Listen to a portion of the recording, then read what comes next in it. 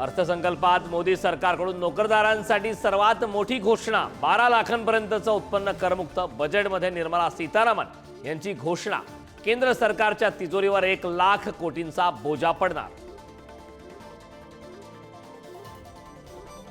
स्वदेशी कपडे, mobile phone, TV, electric वाहन, चामड्याच्या वस्तू होणार स्वस्त, कॅन्सरवरील औषधं आणि मेडिकल उपकरणांच्या किमती होणार कमी। अर्थमंत्री निर्मला सीतारामन यांची बजेटमध्ये घोषणा, घर मात्र महागणार।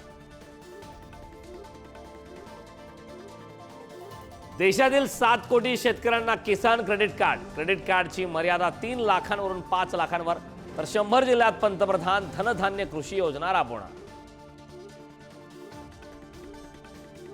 36 जीवनावश्यक औषधांवरील करात सूट, कॅन्सरची औषधही स्वस्त होणार, तर मेडिकल क्षेत्रात 5 वर्षात 75,000 जागा भरणार।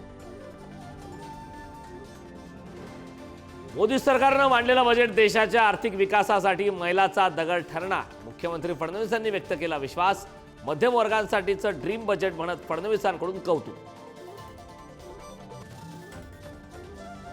निवडणूक निकालांबाबत राज ठाकरेंनी उपस्थित केलेल्या शंका योग्यच।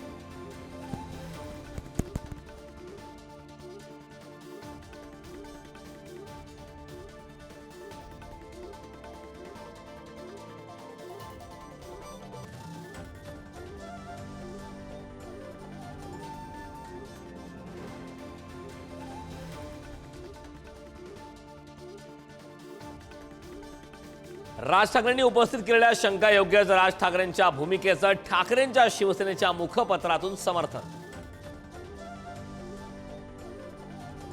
भाजप आमदार रणजितसिंह मोहिते पाटील यांनी घेतली उद्धव ठाकरेंची भेट। 20 ते 25 मिनिटं चर्चा। भाजपमध्ये कारवाईची शक्यता असल्यानं ठाकरेंची भेट घेतल्याची माहिती।